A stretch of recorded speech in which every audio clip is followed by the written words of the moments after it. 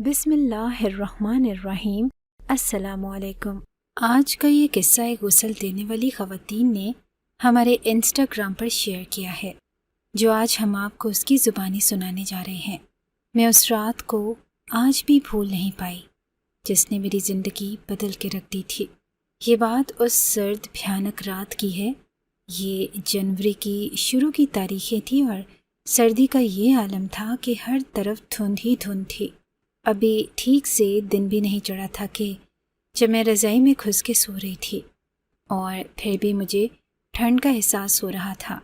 اچانک سے مجھے لگا جیسے کسی کا کپ کپاتا ہوا ہاتھ میرے ہاتھ پر دھرا ہو۔ میری آنکھ فوراً سے کھل گئی تھی، حالانکہ میں تو اکیلی سو رہی تھی۔ اور پھر میرے ہاتھ پر یہ ہاتھ کس نے رکھا تھا؟ میں نے چونک کر آنکھیں کھولی تو میرے تو ہوش اڑ گئے، کیونکہ میرے بیڈ پر میرے برابر میں میں اسے دیکھ کر پوری قوت سے چلائی تھی۔ جیسے ہی میں زور سے چلائی تو میری آنکھ کھل گئی۔ آج میں نے پھر سے وہی خواب دیکھا تھا، اور وہی دل کو دہلا دینے والا خواب۔ مجھے یہ بات سمجھ نہیں آتی تھی کہ آخر یہ خواب میرا پیچھا کیوں نہیں چھوڑ دیتا۔ یہ خواب میری جان قطرہ قطرہ میرے وجود سے نکالتا تھا۔ میں اس سردی کی رات میں پسینے سے شرابور ہو چکی تھی۔ میرے ماتھے سے پسینہ یوں بہہ رہا تھا جیسے جون کا گرم ترین دن ہو، اور میں دھوپ میں کھڑی ہوئی ہوں۔ میں لمبے لمبے سانس لے رہی تھی اور اپنی دوڑتی بھاگتی دھڑکنوں کو اعتدال پر لانے کی کوشش کر رہی تھی۔ میں نے دونوں ہاتھوں سے اپنا سر پکڑ لیا۔ میری آنکھوں سے خوف کے مارے آنسو نکلنے لگے۔ مجھے لگا کہ جیسے یہ خالی کمرہ مجھے کاٹ کھائے گا۔ میں بے حد پریشان ہو گئی۔ سردی اتنی تھی کہ لوگ رضائیوں میں بھی کپ کپا رہے تھے، اور میرے اندر ایسی آگ تھی کہ جی چاہ رہا تھا کہ ابھی واش روم جاؤں اور ٹھنڈے پانی کا شاور کھول کر ٹھنڈا پانی اپنے اوپر ڈال لوں۔ پتہ نہیں مجھے کیا ہو گیا تھا، حالانکہ میں 5 وقت کی نمازی تھی، نفلی عبادت بھی کرتی تھی اور نفلی روزے بھی رکھتی تھی، تہجد بھی پڑھتی تھی، لیکن پھر بھی میں بے چین تھی۔ اور یہ سب اس وقت سے ہوا جب میں مردہ عورتوں کو غسل دینے کا کام کرتی تھی، اور یہ میرا خاندانی کام تھا۔ پہلے میری نانی یہ کام کرتی تھی، اور پھر میری والدہ کے انتقال کے بعد یہ کام میں نے کرنا شروع کر دیا۔ میں نے بہت کم عمری میں ہی یہ کام سنبھال لیا تھا۔ میں بہت چھوٹی تھی جب اپنی والدہ کے ساتھ مردہ عورتوں کو نہلانے کے لیے جاتی تھی۔ شروع میں تو مجھے بہت ڈر لگتا تھا، لیکن پھر مجھے عادت ہو گئی۔ لیکن میری والدہ عورتوں کو غسل کرواتے ہوئے مجھ سے چھپ کر کچھ ایسا کام کرتی کہ جس کی اسے بہت گھر والے میری ماں کو ہزاروں کے نوٹ دیتے تھے۔ میری ماں غسل کروانے کے بہت زیادہ پیسے لیتی تھی اور دوسری غسل دینے والی عورتوں سے کئی گنا زیادہ پیسے مانگتی تھی۔ ہم لاہور کے ایک قدیم علاقے میں رہتے تھے، جہاں کی چھوٹی چھوٹی گلیاں تھیں اور مکان سے مکان کی دیواریں ملی ہوئی تھی۔ جب کبھی گلی میں کسی قسم کا شور ہوتا تو گھروں کی کھڑکیاں کھل جاتی۔ سبھی ایک دوسرے سے بہت اچھی طرح سے واقف تھے۔ میرا رشتہ بھی محلے میں ہی طے ہوا تھا۔ ارشد ہماری گلی میں ہی رہتا تھا۔ میں اس وقت 17 سال کی تھی جب پہلی بار میری نظر ارشد پر پڑی تھی۔ وہ ہمارے گھر کے سامنے والے گھر میں رہتا تھا، اور وہ اپنے گھر میں جا رہا تھا اور میں اماں کے ساتھ گھر سے باہر نکل رہی تھی، کیونکہ ایک میت کو غسل دینے کے لیے جانا تھا، اور اماں ہمیشہ مجھے ہی اپنے ساتھ لے کر جاتی تھی۔ جب میں نے اسے دیکھا تو وہ مجھے مسکرا کر دیکھنے لگا۔ میں نے بھی مسکرانے پر اکتفا کیا تھا۔ میں نے 12 جماعتیں پڑھ کے اسکول چھوڑ دیا، اور ہمارے خاندان میں زیادہ تعلیم دلوانے کا رواج نہیں تھا۔ کچھ مجھے شادی کا بھی شوق تھا۔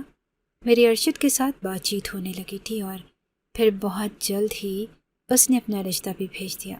وہ موٹر میکینک تھا، اور جلدی میرا اس کے ساتھ رشتہ طے بھی ہو گیا۔ ان دنوں میں ہواؤں میں اڑتی تھی۔ میری شادی ارشد سے ہو گئی۔ شادی کے شروع کے دن بہت اچھے گزرے، لیکن ارشد کی آمدنی بہت کم تھی، جس سے گھر کی ضروریات تو پوری ہو جاتی، لیکن میری خواہشات پوری نہیں ہوتی تھیں۔ مجھے سجنے سنورنے کا بے حد شوق تھا، اس لیے مجھے کبھی میک اپ چاہیے ہوتا تو کبھی اچھے کپڑے۔ لیکن ارشد نے مجھے شادی کے تھوڑے مہینے بعد ہی کہہ دیا کہ وہ میری اس طرح کی خواہشات پوری نہیں کر سکتا۔ تو میں نے کہا کہ اگر تم کہو تو میں اماں کے ساتھ میتوں کو غسل دے دیا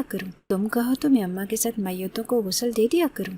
پہلے تو اس نے انکار کر دیا کیونکہ میری ساس بات کے لیے راضی نہ تھی، لیکن جب اللہ نے مجھے پہلا بچہ دیا اور میرے گھر بیٹا پیدا ہوا تو پھر اخراجات بھی بڑھنے لگے۔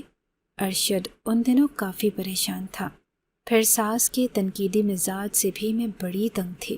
ارشد کا بھائی ارشد سے زیادہ پیسے کماتا تھا اور میری ساس بس اسی کے صدقے واری جاتی تھی، ہر وقت مہنگائی کا ہی رونا روتی رہتی۔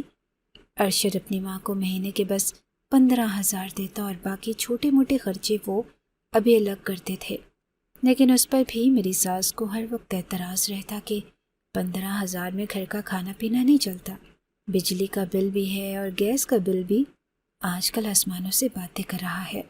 تنگ آ کر میں نے ارشد سے کہا کہ اسی گھر کے اوپر ایک کمرہ بنا ہوا ہے، میں اپنا باورچی خانہ بھی اوپر بنا لیتی ہوں، جو بھی کماؤں گی اس میں گزر بسر کر لیں گے۔ وہ کہنے لگا کہ بہت مشکل ہے، ایک چھوٹا بچہ ہے اور مجھ سے یہی سب خرچے برداشت نہیں ہوتے۔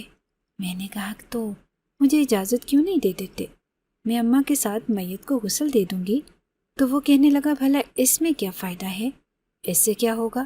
میں نے اپنی اماں کا ایک ایسا ادھورا راز ارشد کو بتایا جسے سن کر کچھ پل کو تو وہ بنا آنکھیں جھپکے مجھے دیکھتا رہا اور پھر کہنے لگا کہ مجھے تمہاری بات ٹھیک سے سمجھ نہیں آئی، لیکن مجھے نہیں لگتا کہ تمہیں یہ سب کرنا چاہیے۔ میں نے کہا کہ اپنے دماغ پر زیادہ زور مت دو، بس تم مجھے اجازت دے دو، تو پھر دیکھو کہ کیسے ہمارا وقت بدلتا ہے۔ میں نے کہا کہ میں نے اپنی اماں کو اس کام کے بہت پیسے کماتے دیکھا ہے۔ وہ کہنے لگا کہ تمہیں ڈر نہیں لگتا؟ میں نے کہا کہ ڈر کس بات کا، بس تم مجھے اجازت دے دو، دیکھو پھر ہمارے دن کتنی جلدی پھرتے ہیں۔ ارشد سوچ میں پڑ گیا، تمہاری مرضی، میں کیا کہہ سکتا ہوں۔ میں نے اگلے روز ہی اماں کے گھر جانے کا فیصلہ کر لیا۔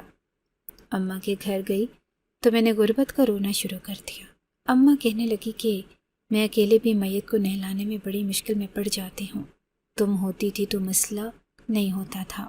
میں نے کہا کہ میں دوبارہ آپ کے ساتھ کام پہ لگ جاتی ہوں، جب بھی میں آپ کے ساتھ جایا کروں گی اپنا بیٹا چھوٹی بہن کو دے دوں گی، وہ میرے بیٹے کو سنبھال لیا کرے گی۔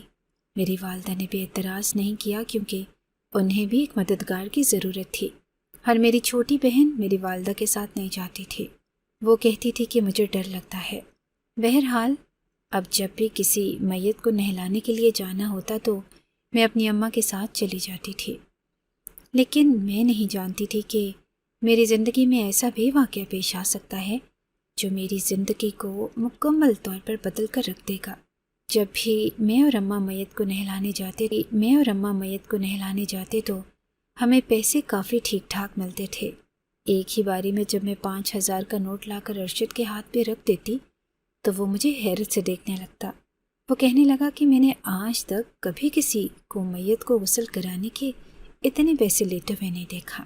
میں نے کہا کہ لوگ خاص طور پر آتے ہیں میری اماں کے پاس اپنی میت کو غسل دلوانے کے لیے، تمہیں کیا پتا، تم اندر کی باتیں تھوڑی جانتے ہو، وہ جو میں جانتی ہوں۔ بہرحال اس نے 5,000 کا نوٹ اپنی جیب میں ڈال لیا۔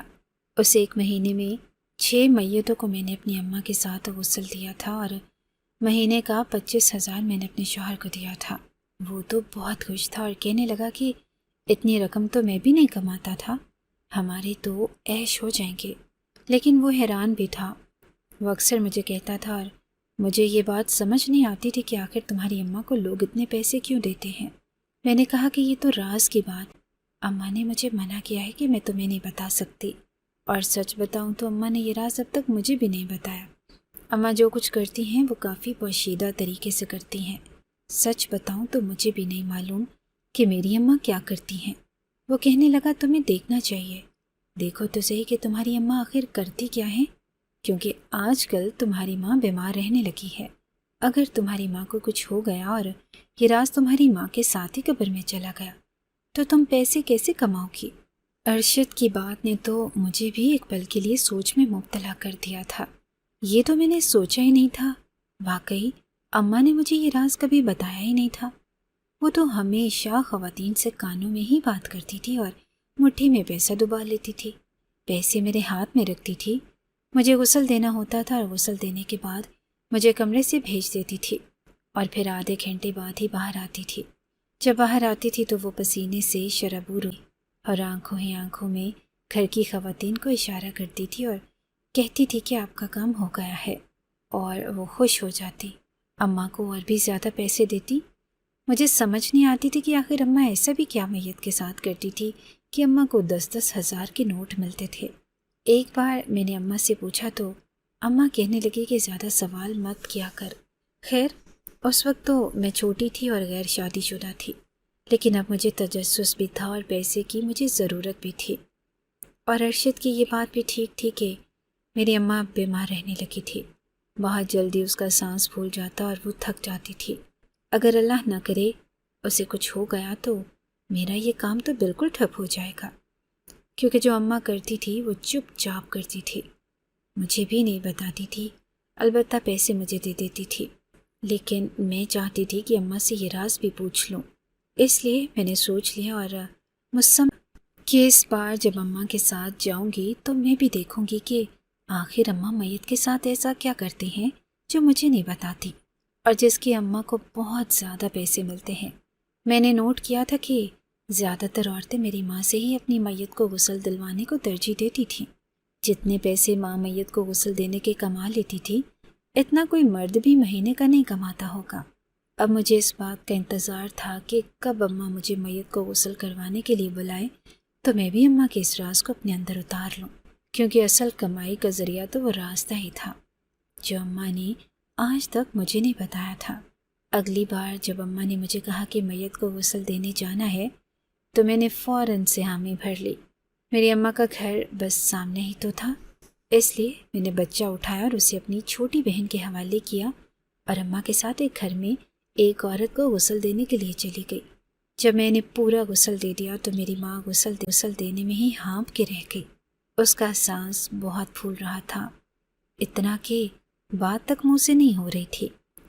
پھر مجھے اشارے سے کہنے لگی کہ میں کمرے سے باہر جاؤں۔ میں نے کہا کہ اماں تم مجھے باہر بھیج کے آخر کرتی کیا ہو؟ تو وہ کہنے لگی کہ تجھے نہیں بتا سکتی، چل تو باہر جا، تجھے آدھے پیسے دیتی ہوں نا۔ میں نے کہا کہ وہ تو ٹھیک ہے لیکن میں بھی جاننا چاہتی ہوں۔ تو وہ کہنے لگی کہ چل باہر جا۔ میں باہر آ گئی۔ اس بار جہاں پر اماں نے اس عورت کو غسل دیا تھا وہ ایک راہداری سے ہوتے ہوئے پیچھے کا صحن تھا، لیکن چھتا ہوا تھا اور پھر پردے کا بھی اہتمام تھا۔ میں راہداری میں ہو گئی جہاں سے میں اپنی اماں کو نظر نہیں آ رہی تھی، لیکن میں وہاں سے گئی نہیں تھی، بلکہ وہیں سے چھپ کر دیکھنے کی کوشش کرنے لگی کہ آخر اماں اس میت کے ساتھ کرتی کیا ہے۔ لیکن جیسے جیسے میں اپنی ماں کو وہ سب کچھ کرتے ہوئے دیکھ رہی تھی تو میرے تو ہوش اڑنے لگے تھے۔ میں تو اگلا سانس بھول گئی اور اس کام میں میری ماں ہانپ کے رہ گئی تھی۔ میں سوچ بھی نہیں سکتی تھی کہ یہ راز یہ بھی ہو سکتا ہے۔ میرا دل زور زور سے دھڑک رہا تھا، اس سے پہلے کہ اماں کی نظر مجھ پہ پڑتی اور اماں مجھ پر غصہ کرتی تو میں فوراً سے تیز تیز قدم بڑھاتی ہوئی راہداری سے باہر نکل گئی۔ وہاں بڑا سا صحن تھا جہاں سفید چاندنیاں بچھی ہوئی تھی اور عورتیں بیٹھی کلام پاک پڑھ رہی تھی۔ کچھ عورتیں تسبیحات کر رہی تھی۔ کچھ ہی دیر بعد میری ماں اپنا پسینہ پونچھتے ہوئے وہاں پہنچی اور جس عورت کے گھر میں یہ میت تھی اسے اس خاص قسم کا اشارہ کیا، جیسے اشارے میں بتا رہی ہو کہ کام ہو گیا ہے۔ پھر وہ عورت میری ماں کے پاس آئی، اس نے اپنے دوپٹے کے کونے سے گٹھا کھولی اور 5,000 کے 3 نوٹ اماں کو دیے۔ لیکن میں نے نوٹ کیا کہ اماں کی حالت کافی خراب لگ رہی تھی، بار بار اماں کے ماتھے پر پسینے آ رہے تھے۔ خیر موسم بھی گرمیوں کا تھا۔ جب واپس آنے لگے تو اماں کہنے لگی مجھ سے آج چلا نہیں جا رہا، جیسے قدم بہت بھاری بھاری لگ رہے ہیں، ایسا کر کے رکشہ کر لے۔ میں نے ایک رکشہ رکوایا اور اماں کو بٹھایا اور گھر بھی آ گئی تو تب بھی اماں کے پسینے چھوٹے جا رہے تھے۔ وہ کہنے لگی کہ آج پتہ نہیں میری طبیعت کیوں اتنی گھبرا رہی ہے۔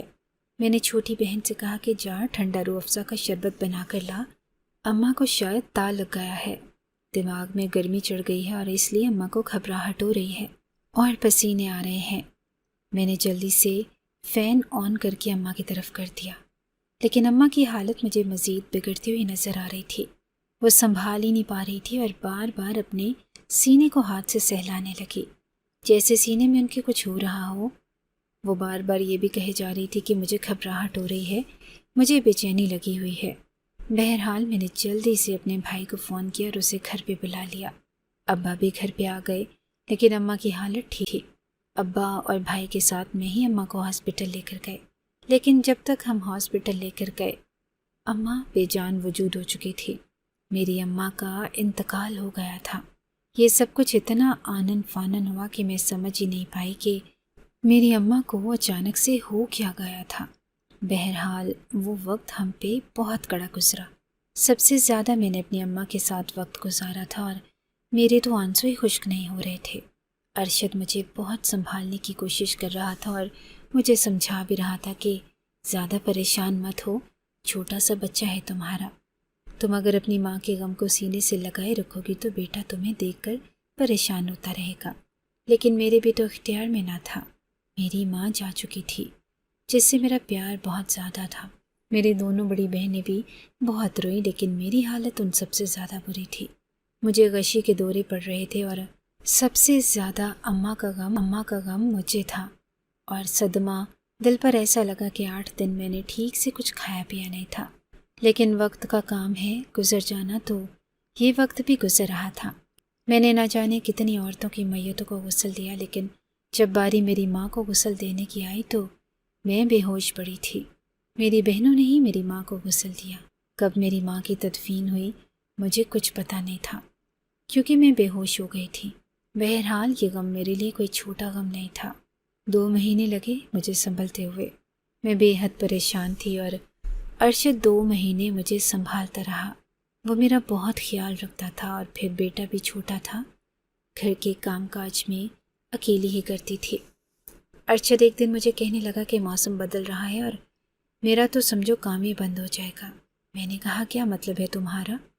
تو وہ کہنے لگا کہ تم جانتی ہو کہ میرا کام موٹر مکینک کا ہے، نہ تو پانی کی موٹر خراب ہوتی ہے اور نہ ہی پنکھوں اور کولر کی کسی کو ضرورت پڑتی ہے۔ گرمیوں میں تو آئے روز پنکھے چل جاتے ہیں، تو کبھی واٹر کولر خراب ہوتے ہیں تو لوگ میرے پاس کام بہت لے کر آتے ہیں۔ پھر تمہارا سلسلہ بھی چل رہا تھا، ہمارا گھر کافی اچھا چل رہا تھا، لیکن تمہاری اماں کے انتقال کے بعد تم صدمہ دل کو لگا کے بیٹھ گئی۔ پھر میں بھی تمہیں کہنا مناسب نہیں سمجھتا تھا۔ جتنی جمع پونجی تھی اب تو وہ بھی ختم ہو گئی، پتہ نہیں سردیوں میں کیا ہوگا۔ ارشد کی بات سن کر میں خود فکر مند ہو گئی تھی۔ بہرحال میں نے اپنی چھوٹی بہن سے کہا کہ جب بھی کوئی میت کے لیے غسل کروانے کے ارادے سے آئے تو تم مجھے بلا لینا۔ وہ کہنے لگی کہ ٹھیک ہے۔ پھر میں نے محلے کی عورتوں سے بھی ملنا جلنا شروع کر دیا اور یہ کہنا شروع کر دیا کہ اماں کے بعد میں نے یہ کام سنبھال لیا ہے۔ ویسے بھی میں ہی اماں کے ساتھ ہی سب کچھ کرتی تھی، لیکن پریشانی اس وقت ہوئی جب مجھے پیسے بہت کم ملنے لگے۔ جتنے اماں کو ملتے تھے اس سے تو بہت زیادہ کم۔ میں ایک بار میت کو غسل دینے کے لیے گئی تو اس عورت نے مجھے 500 کا نوٹ پکڑایا، تو میں اس کی شکل دیکھنے لگی۔ میں نے کہا اتنے کم پیسے میں کبھی نہیں لیتی، جب اماں کے ساتھ آتی تھی تب تو آپ بہت پیسے دیتی تھی۔ یہ وہی عورت تھی جس کی پہلے ساس کا انتقال ہوا تھا اور اب اس کی چھوٹی نند کا انتقال ہو گیا تھا۔ وہ کہنے لگی کہ تمہاری ماں غسل کروانے کے اتنے زیادہ پیسے نہیں لیتی تھی، وہ تو میں اس سے کچھ اور کام کرواتی تھی اور اس کے پیسے اتنے زیادہ دیتی تھی۔ میں نے کہا تو میں بھی وہ کام کر سکتی ہوں، میری ماں نے مجھے بھی وہ سب سکھایا ہے۔ میری بات سن کر اس نے سر سے پیر تک مجھے دیکھا اور پھر کہنے لگی کہ نہیں، تمہاری ماں نے مجھے بتایا تھا کہ یہ کام مجھ سے راز رکھنے کے لیے کہا گیا تھا، اور وہ یہ کام اپنی کسی بیٹی کو یا کسی کو بھی نہیں سکھا سکتی۔ مجھے بے وقوف مت بناؤ۔ یہ بات اس عورت نے سچ کہی تھی کیونکہ میری نہیں پائی، لیکن مجھے وہ عجیب تو لگتا تھا۔ بہرحال یہ بات شاید کافی عورتیں جانتی تھی کہ میری ماں کا وہ راز ان کے ساتھ من و مٹی نیچے دفن ہو چکا ہے کہ وہ کیا کرتی تھی اور کیا نہیں۔ میں نے بہت کوشش کی، لیکن مجھے 500-600 سے اوپر غسل دینے کے پیسے نہیں ملتے تھے۔ جب میں 500 کا نوٹ ارشد کے ہاتھ میں رکھتی تو وہ کہتا کہ یہ کیا ہے، جب تک تمہاری اماں زندہ تھی تمہارے تو عیش تھے، اور اب یہ کیا، اس سے کیا ہوگا؟ میں نے کہا کہ میں کیا کہہ سکتی ہوں، وہ عورتیں اماں کو غسل کے اتنے پیسے نہیں دیتی تھیں، شاید اس کام کے دیتی تھی جو اماں نے مجھے نہیں بتایا۔ تو ارشد کہنے لگا کہ میں تمہیں کتنا سمجھاتا رہا، کتنا تم سے کہا کہ اپنی اماں سے وہ راز پوچھ لو، لیکن تم نے اپنی ماں سے کچھ بھی نہیں پوچھا، اور اس کا نتیجہ تم دیکھ لو اب۔ इस 500 का अब मैं क्या करूँगा? जानती हो, इतने में तो एक दिन का भी गुजारा नहीं होता। ऊपर से मेरा काम भी बिल्कुल बंद है। खाली जेब दुकान जाता हूँ और खाली जेब भी वापस आता हूँ। अगर यही सिलसिला जारी रहा तो फाकों की नौबत आ जाएगी। मैंने कहा कि ऐसी बातें तो ना करो, मैं तो पहले ही बहुत परेशान हूँ। उन्हीं दिनों मेरे साथ एक ऐसा वाक़या पेश आया कि मैं बेहद परेशान होकर रह गई। सुबह से मेरा बेटा रोए जा रहा था। वो बामुश्किल अभी 1 साल का हुआ था। मैं समझ नहीं पा रही थी कि वो क्यों रोए जा रहा है। वो बार बार अपना पेट पकड़ता और रोने लगता। मैं उसे खाने को भी दे देती और उसके पेट की मालिश भी करती, लेकिन उसका रोना था कि बंद होने का नाम ही नहीं ले रहा था।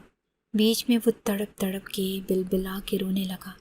ऐसा लग रहा था कि जैसे उसके पेट में शदीद दर्द की टीसें उठती हैं। मैं समझ ही नहीं पा रही थी कि आखिर इसे इतना दर्द क्यों हो रहा है। जैसे ही रात को अरशद घर आया तो मैंने कहा कि उमर की तबीयत ठीक नहीं है, उसके पेट में बहुत दर्द है। तो वो कहने लगा कि घर उधार आटा भी मांगने गया तो उसने साफ इनकार कर दिया। अब मुझे बताओ कि मैं क्या करूं? मैंने कहा कि मैं अपने भाई से उधार पैसे ले आती हूँ, लेकिन मुझे उमर को दिखाना है। मेरा बच्चा सुबह से रो रो के हलकान हो गया है। मैंने अपने भाई से 2000 उधार लिए और अरशद के साथ उमर को लेकर डॉक्टर के पास चली गई। डॉक्टर ने कहा कि अल्ट्रासाउंड करवाना पड़ेगा। जब अल्ट्रासाउंड करवाया तो जो खबर डॉक्टर्स ने सुनाई वो सुनकर तो मेरे होश ही उड़ गए। मैं तो रोने लगी और अरशद भी परेशान हो गया, क्योंकि डॉक्टर ने कहा कि आपके बेटे के पेट में हेर्निया है और चंद दिन में ही इसका ऑपरेशन करवा लें, वरना बहुत नुकसान होगा। ये सुनकर मैं बेहद परेशान हो गई कि अब क्या करूँगी। मेरे पास तो जेवर के नाम पर भी कुछ नहीं था जिसे मैं बेचकर अपने बच्चे का ऑपरेशन करवा देती। मैं रोए जा रही थी और मैंने अरशद से कहा कि मैं कुछ नहीं जानती, कहीं से भी पैसों का इंतज़ाम करो। अपनी माँ से कहो नहीं जानती, कहीं से भी पैसों का इंतज़ाम करो, अपनी माँ से कहो या कुछ भी करो। तो वो कहने लगा कि कैसे इंतज़ाम करूँ? मेरी अम्मा से तो तुमने बिगाड़ के रखी थी और कई महीनों से मैं अम्मा को खर्चा नहीं दे रहा। वो तो मुझसे ठीक से बात तक नहीं करती। छोटा भाई ही घर चला रहा है। अब मैं कैसे अपनी माँ से पैसे मांग सकता हूँ? मैंने कहा कि ये क्या बात हुई? अरशद, क्या ये इनका पोता नहीं है? वो कहने लगा कि तुम जानती तो हो कि अम्मा को छोटे भाई और उसके बच्चों से ही ज़्यादा प्यार है, और इतने पैसे उनके पास होंगे भी नहीं। तुम जानती हो डॉक्टर ने कितने ज़्यादा पैसे मांगे हैं, पूरे 2 लाख, और 2 लाख कोई छोटी रकम नहीं होती। मैंने कहा कि इस बात का क्या मतलब है? मैं अपने बेटे को तड़पते हुए देखूं? अल्लाह न करे अगर उमर को कुछ हो गया तो मैं भी मर जाऊंगी। ये कहकर मैं रोने लगी तो वो कहने लगा कि चलो मैं कुछ न कुछ करता हूँ, दोस्तों से उधार मांग लेता हूँ, और मेरे पास ना तो मोटरसाइकिल है जिसे बेच दूँ ताकि कुछ न कुछ पैसे इकट्ठे कर सकूँ। क्या बेचूँ? तुम्हें क्या लगता है कि क्या मुझे परेशानी नहीं? उमर मेरा भी बच्चा है और मैं भी इसके लिए बहुत परेशान हूँ। उन्हीं दिनों मेरी बहन मेरे पास आई और कहने लगी कि एक औरत अपनी बहू की मैयत का गुस्ल करवाने का कह रही है। वह अम्मा को बहुत अच्छे तरीके से जानती थी और कहती है कि गुस्ल तुमसे ही करवाएगी। उस वक्त मगरिब का टाइम हो चुका था और उमर भी रोए जा रहा था। मैंने उसे दर्द की दवाई दी और मैंने कहा कि मैं नहीं जा रही। मेरा दिल तो उस काम से जैसे उठ सा गया। वो औरतें 500 का नोट हाथ में रख देती थी। इतना वक्त लगता है मैयत को नहलाने में और उन्हें संभालने में। मैं अकेली वैसे भी थक जाती हूँ और ये लोग देते क्या हैं? ना देने के बराबर। मेरी बहन कहने लगी कि वो औरत काफ़ी अमीर है और जब भी अम्मा उसके किसी भी रिश्तेदार के घर में गुस्ल देने जाती थी तो अम्मा को अच्छे खासे पैसे मिलते थे। ये सुनकर मैंने कहा कि ठीक है। मैंने अपने बेटे उमर को अपनी बहन की गोद में दिया। मैंने कहा कि बताओ मुझे कहाँ जाना है? मैं अरशद के साथ चली जाती हूँ, वैसे भी वो आने वाला है। वो कहने लगी कि उसने अपनी गाड़ी भेजी है। वो कहती है कि मैयत की हालत बहुत ख़राब है, इसलिए जल्दी पहुँच जाओ। गाड़ी में जाओगी और गाड़ी ही तुम्हें वापस छोड़ेगी। मैंने कहा कि अरशद मुझे रात के वक्त कहीं भी नहीं जाने देता और तुम देख रही हो मगरिब से भी ऊपर का वक्त हो गया है। तो वो कहने लगी कि देखो, इस वक्त तुम्हें उमर के बारे में सोचना चाहिए। मुझे लगता है कि अगर तुम उमर की बात उस अमीर औरत को बताओगी तो वो तुम्हारी मदद कर देगी। मैंने कहा कि वो मेरी कितनी मदद करेगी? मुझे कोई 2 लाख थोड़ी देगी। मेरी बहन कहने लगी कि कुछ तो देगी ना। تم تو جانتی ہو کہ آج کل بھائی کے کام سے بھی گزر بسر بڑی مشکل سے ہوتا ہے، اس لیے یہ امید مت رکھنا کہ بھائی تمہیں 1 روپے کی بھی رقم دے سکتا ہے، پھر کچھ پیسوں کا انتظام تو ارشد بھائی بھی کریں گے۔ ایسا کرو، جب ارشد آئے تو اسے اپنے گھر میں کھانا کھلا دینا، میں بس جلدی سے میت کو غسل دے کر آتی ہوں۔ میری بہن کہنے لگی کہ تم بے فکر ہو کر جاؤ۔ میں چادر پہن کر جب گیٹ سے باہر نکلی تو سامنے ہی ایک گاڑی کھڑی تھی۔ میں گاڑی میں چپ چاپ بیٹھ گئی۔ گاڑی میں صرف ڈرائیور تھا اور جیسے ہی میں گاڑی میں بیٹھی اس نے گاڑی سٹارٹ کر دی۔ گاڑی اب مین روڈ پر رواں دواں تھی اور مجھے اپنے بیٹے کی فکر کھائی جا رہی تھی، جس پر اب درد کی دوا کا بھی اثر نہیں ہو رہا تھا۔ جب اس کو درد اٹھتا تو وہ بلبلا کے روتا اور میرا دل تڑپ کے رہ جاتا تھا۔ میں پورا وقت اپنے بیٹے کے بارے میں ہی سوچتی رہی، اور جب گاڑی ایک اچھے خاصے بڑے گھر کے پاس رکی تو میں چونکی تھی۔ مجھے نہیں پتا تھا کہ بیٹے کی سوچ میں میری آنکھوں سے آنسو بہہ رہے تھے۔ میں نے اپنی آنکھوں میں سے آنسو صاف کیے اور گاڑی سے نیچے اتر گئی۔ مین دروازہ کھلا ہوا تھا اور اندر کافی اور عورتیں جمع تھیں۔ اس عورت کی ہوا تھا اور اندر کافی اور عورتیں جمع تھیں۔ اس عورت کی بہو کا انتقال ہوا تھا۔ بنگلے کے اندر جاتے ہی ایک بہت بڑا باغیچہ تھا جہاں تمام مرد حضرات بیٹھے تھے اور سب نے ہی سفید رنگ کی شلوار قمیض پہن رکھی تھی۔ میں اندر کی جانب چلی گئی۔ وہاں کافی لائٹیں جلائی ہوئی تھیں۔ میں جیسے ہی اندر گئی تو پورا لاؤنج عورتوں سے بھرا ہوا تھا اور ان سب عورتوں نے بھی ہلکے رنگ کے کپڑے پہن رکھے تھے۔ سب عورتیں لاؤنج میں ہی بیٹھی ہوئی تھیں۔ جس عورت کی بہو کا انتقال ہوا وہ بے تحاشا روئے جا رہی تھی۔ اس کی بہو کی میت کو ایک کمرے میں رکھا گیا تھا۔ میرے لیے عجیب بات یہ تھی کہ وہ عورت اپنے بہو کے کمرے میں کسی کو بھی جانے کی اجازت نہیں دے رہی تھی، بلکہ کمرہ تک لاک تھا۔ جو بھی کہتا کہ ہمیں آپ کی بہو کو دیکھنا ہے تو کہتی کہ نہیں، جب تک کہ میت کو غسل نہیں ہو جاتا کوئی بھی میت کو نہیں دیکھے گا۔ یہ سب کچھ غلط ہوتا ہے اور ہمیں کسی نے منع کیا ہے۔ تمام عورتیں لاؤنج میں ہی بیٹھی تھی اور تو کوئی تسبیح پکڑے کچھ نہ کچھ پکڑ رہی تھی۔ اس کی بہو کی والدہ اور بہنیں بھی بے تحاشا رو رہی تھی۔ وہ کہہ رہی تھی کہ ہمیں اپنی بچے کی شکل تو دکھا دو۔ ارے صبح اچھی بھلی تھی، میری تو اس سے فون پر بات بھی ہوئی تھی، اس سے تو کچھ بھی نہیں تھا، اچانک سے کیسے یہ سب کچھ ہو گیا؟ تو اس کی ساس کہنے لگی کہ میں خود اس بات پہ حیران ہوں کہ وہ تو اچھی بھلی تھی، اچانک سے اسے ہوا کیا؟ دوپہر کو وہ بہت تھک گئی تھی اور کہنے لگی کہ امی میں سونے جا رہی ہوں۔ میں نے کہا بیٹا تم آرام کرو، باقی کا کام میں دیکھ لوں گی۔ تو وہ سونے چلی گئی۔ شام ہو گئی لیکن وہ تو اٹھ کے باہر ہی نہیں نکلی، تو مجھے پریشانی ہونے لگی کہ کہیں طبیعت ہی نہ خراب ہو۔ لیکن جیسے ہی میں اس کے کمرے میں گئی وہ اوندھے منہ زمین پر گری ہوئی تھی۔ جب میں نے اسے ہلایا جلایا تو وہ تب تک یہ کہہ کر وہ عورت رونے لگی جو اس لڑکی کی ساس تھی اور جس کی اچانک سے موت ہوئی تھی۔ بہرحال جب میں اندر آئی تو اپنی بہو کی ماں کے گلے لگی، اسے تسلی دے رہی تھی کہ اللہ کی یہی مرضی تھی، ہم اللہ کی مرضی کے سامنے بے بس ہیں۔ میں نے جا کر اس عورت کو سلام کیا تو وہ مجھے غور سے دیکھنے لگی، پھر استفہامیہ انداز سے مجھے پوچھنے لگی کہ تم کون ہو؟ میں نے کہا کہ خیر بی بی کی بیٹی ہوں، میت کو غسل دینے کے لیے آئی ہوں۔ یہ سن کر وہ فوراً سے کھڑی ہو گئی۔ اس کی بہو کی ماں اور بہنیں بھی کھڑی ہو گئی اور کہنے لگی اپنی بہن کو غسل ہم خود دیں گے، لیکن اس کی ساس نے تو فوراً منع کر دیا۔ وہ کہنے لگی کہ نہیں جی، ہمارے ہاں ایسا نہیں ہوتا، غسل صرف غسل دینے والی عورت ہی دیتی ہے، اس کے علاوہ کمرے میں کوئی دوسرا موجود نہیں ہوتا۔ اس کی والدہ اور بہنیں کہنے لگی کہ ایسا تو نہیں ہوتا، ماں اور بہنوں کو پورا حق ہے، ہم خود اپنی بہن کو غسل دینا چاہتے ہیں۔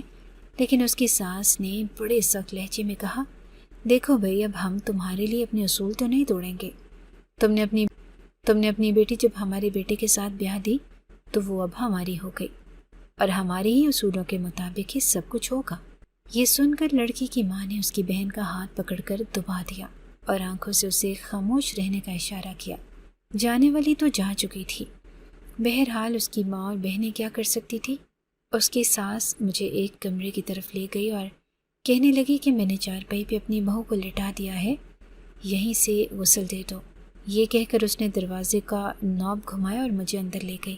جیسے ہی میں اندر گئی تو سامنے لیٹی ہوئی میں تو اس لڑکی کو دیکھ کے حیران ہو گئی، کیونکہ وہ بے حد خوبصورت تھی۔ یہی کوئی 22-23 سال کی ہوگی۔ اسے دیکھ کر مجھے بڑا دکھ ہوا۔ जवान मौत थी, पता नहीं बेचारी को क्या हुआ था। वो कहने लगी कि जल्दी से उसको गुस्ल दो। ये कहकर वो बेड पर बैठ गई और चारपाई वॉशरूम के करीब रखी गई थी और मुझे कहने लगी कि इस गुस्ल। पहले मैं वॉशरूम गई और वहाँ पानी बाल्टी में भरा और बाल्टी बाहर लेकर आ गई। फिर मैंने जैसे ही उस औरत के कपड़े फाड़कर उतारने चाहे तो मेरे तो होश उड़ गए। मेरा तो पूरा वजूद कांपने लगा। मैंने बेसाख्ता हैरत से उसकी सास की तरफ देखा जो मुझे ही देख रही थी। फिर कहने लगी कि चलो चलो अपना काम करो। मैंने कहा कि मैं ये सब नहीं कर सकती। आखिर आपने ये सब कैसे सोच लिया? मैं ये नहीं करूँगी। तो वो कहने लगी कि देखो मैं तुम्हें इस काम के लाखों रुपए दूंगी। मैंने कहा कि फिर भी मैं ये काम नहीं कर सकती। उसने कहा कि मेरी बात सुनो, अगर तुम नहीं करोगी तो ये काम कोई दूसरी औरत से करवा लूँगी, लेकिन याद रखो अगर तुमने ये काम किया तो मैं पूरे 5 लाख तुम्हें दूंगी। ये बात सुनकर मैं कुछ देर के लिए चुप सी हो गई। मेरी आंखों के सामने मेरा बेटा रोता बिलखता हुआ मुझे नजर आने लगा। मेरा दिल यकबारगी से धड़का था। मेरी आंखों से आंसू भी बहने लगे क्योंकि बारगी से धड़का था। मेरी आंखों से आंसू भी बहने लगे क्योंकि पैसों की मुझे अशद ज़रूरत थी। लेकिन जो काम वो मुझे कह रही थी वो भी कोई छोटा मोटा काम नहीं था। मेरे लिए तो ये बहुत मुश्किल काम था। मैं भी अपने सीने में दिल रखती थी, पत्थर नहीं रखती थी जो इतना बड़ा काम कर लेती। मैंने कहा कि देखिए बेगम साहिबा, आप ये जुल्म कर रही हैं। वो कहने लगी जो मैं कर रही हूँ तुम्हें इससे कोई मतलब नहीं होना चाहिए। तुम्हें इस काम के मैं बहुत पैसे दूंगी। देखो 5 लाख कोई छोटी रकम नहीं होती जो तुम्हें 10 मिनट के अंदर अंदर मिल सकती है। अगर तुम मेरा ये काम कर दो। मैं बार बार सोच रही थी और मुझ पर एक बदहवासी सी छाने लगी। अंदर से मेरा ज़मीर मुझे लानत मुलामत कर रहा था कि ऐसा गज़ब ना करना, लेकिन मेरी मजबूरी मेरे आड़े आ रही थी। जब अपने बेटे का रोता बिलखता चेहरा मेरी आंखों के सामने आता तो मेरा जी चाहता कि कुछ भी कर जाऊं। मुझे अपने बेटे की जान बचानी थी। बेटे की जान ऑपरेशन से ही बच सकती थी और उसके लिए पैसों की अशद ज़रूरत थी। मैं जानती थी कि अगर मैंने उस औरत का काम नहीं किया तो ये मुझे बिना कोई पैसा दिए चलता करेगी, एक पाई भी नहीं देगी, और अगर मैं कड़वा घूंट भर लेती हूँ तो मुझे 5 लाख की रकम मिलेगी जिससे मेरा बेटा सेहतमंद और तंदुरुस्त हो जाएगा। मैं बार बार अपने पसीने साफ कर रही थी। वो कहने लगी कि क्या सोच रही हो? अरे भाई जल्दी बताओ, मेरे पास वक्त नहीं है। मैंने बड़ी मुश्किल से सब मामला संभाल रखा है। मैंने कहा कि मैं ये काम कर लूँगी। तो वो कहने लगी शाबाश, देखो इसमें तो तुम्हारा ही फ़ायदा है। मैं तुम्हें 5 लाख यहाँ से देकर भेजूँगी, बस तुम मेरा काम कर दो। लेकिन मेरा हाथ बुरी तरह से कँपकँपा रहा था। ये कहकर वो खड़ी हुई और कहने लगी कि मैं कमरे से बाहर जा रही हूँ ताकि सबको संभाल सकूँ और तुम मेरा ये काम करो। यकीन मानो मैं तुम्हें बाहर जा चुकी थी, लेकिन मैं ये सोच में पड़ गई कि क्या करूँ। मेरा पूरा वजूद यूँ था जैसे लर्ज़ा तारी हो चुका हो। हालांकि अक्टूबर का मौसम था और इतनी ठंड भी ना थी, लेकिन मैं यूँ कांप रही थी कि जैसे दिसंबर या जनवरी की सर्दी हो। मेरे अंदर मेरा ज़मीर मुझे बुरा भला कह रहा था। मैंने आज तक कभी ऐसा काम नहीं किया था। मैं कांप रही थी और मुझे खौफ भी महसूस हो रहा था। लेकिन जब भी मेरे बेटे का चेहरा मेरी आंखों के सामने आता तो मेरा जी चाहता कि खुदगर्जी कर लेनी चाहिए। ये कुछ देर की खुदगर्जी मेरे बेटे को जान बख्श सकती है। मैंने आंखें बंद की और अपना दिल पत्थर कर लिया। मैंने ना ज़मीर की आवाज़ सुनी और ना ही ये सोचा कि मैं कल को अल्लाह के सामने क्या जवाब दूंगी। मैंने खुदगर्जी से वो सब कुछ कर दिया जो वो औरत चाहती थी और फिर गुस्ल देकर फारिग हो गई। उसे कफन भी पहना दिया। लेकिन ये सब काम करने के बाद मैं बेजान वजूद के साथ उसी बेड पर बैठ गई। सारी सफाई मैं कर चुकी थी, सारा पानी वॉशरूम में बहा चुकी थी। जब उस लड़की की सास कमरे में आई तो अपनी बहू को कफन में लिपटा देखा तो मुस्कुराने लगी और कहने लगी कि तुमने बहुत अच्छा काम किया है। फिर उसने अलमारी से 5 लाख निकाले और मुझे दे दिए। मैं वो पैसे अपनी चादर में छुपाकर कमरे से बाहर निकल गई। बार बार मुझे पसीना आ रहा था और मैं चादर से ही साफ कर रही थी। तेज़ तेज़ कदम बढ़ाती हुई मैं लाउंज से बाहर आई और फिर मेन गेट तक पहुंची। बाहर गाड़ी में ड्राइवर मौजूद था और मैं पिछली नशिस्त पर बैठ गई। लेकिन मेरे अंदर अजीब सी बेचैनी होने लगी। मैं बार बार अपना पसीना साफ कर रही थी। उस वक्त मेरे पास 5 लाख की रकम थी। उस ड्राइवर ने मुझे मेरे घर के दरवाजे के पास उतार दिया। जब मैं अपने घर के अंदर आई और सीढ़ियाँ चढ़कर ऊपर पहुँची तो मेरा बेटा अभी भी रोए जा रहा था और मेरा शौहर अरशद उसे बहलाने की कोशिश कर रहा था। मुझे देखकर वो कहने लगा कि कितनी बार तुमसे कहा है कि रात के वक्त कहीं भी मत जाया करो, देखो उमर कब से रोए जा रहा है। फिर वो कहने लगा कि पैसों का कहीं से कोई इंतज़ाम नहीं हुआ। मुझसे ये कहते हुए उसकी आंखों में आंसू भर आए थे। मैंने कहा कि इसे मुझे दो। मैंने अपने बेटे को गोद में लेके सीने से लगा दी और फिर दूसरे हाथ से 5 लाख की रकम अरशद के हाथ में रख दी। ये देखकर अरशद हैरत से कभी मुझे देख रहा था तो कभी उस रकम को। वो कहने लगा कि ये क्या है। मैंने कहा कि अभी जहाँ से मैयत को गुस्ल देकर आ रही हूँ वो लोग बहुत अमीर थे। मैंने अपनी मजबूरी बताई तो उन्होंने ये पैसा दे दिया।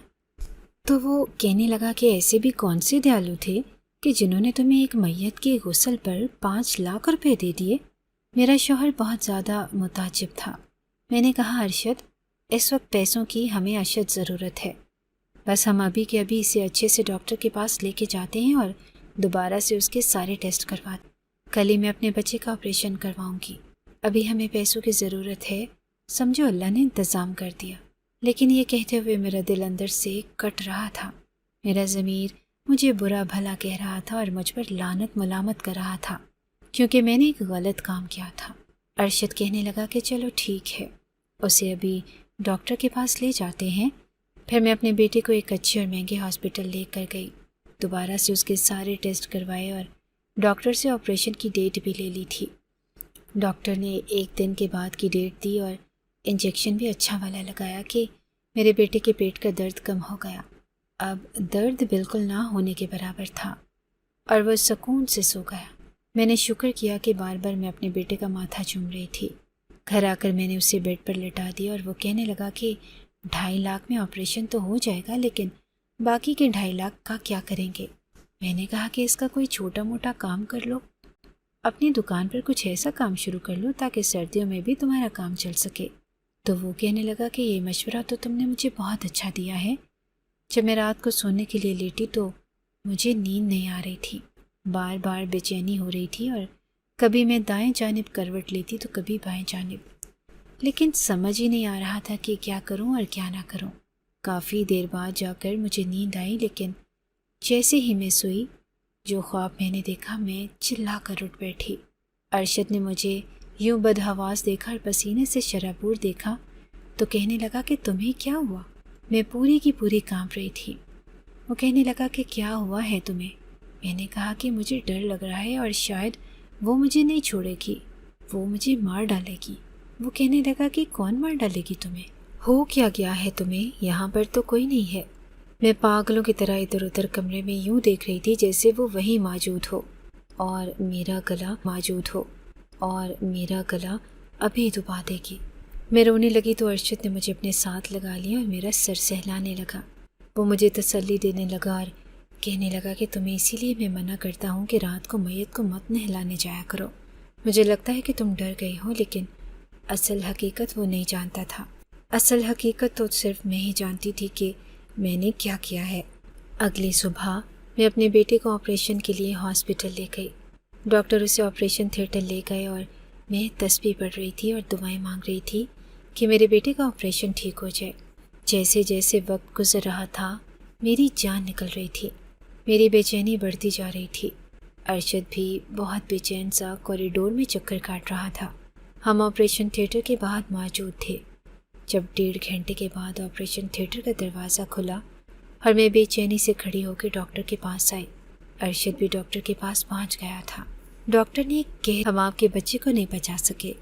ये सुनना था कि मैं वहीं पर गिर गई। डॉक्टर कहने लगा कि हमने बहुत कोशिश की, हालांकि मामूली सा ऑपरेशन था, लेकिन बच्चे की हालत क्रिटिकल होती चली गई। मैं रोने लगी और थाड़े मार मार के रोने लगी। मैंने अपने बच्चे के लिए इतना बड़ा कदम उठाया, एक जिंदा औरत को मार डाला। उस औरत की बहू मरी नहीं थी बल्कि बेहोश थी, या उसकी सास ने उसे मारने की कोशिश की थी, लेकिन वो बच गई। जब मैं उसे गुस्ल देने लगी तो उसके वजूद में हरकत होने लगी।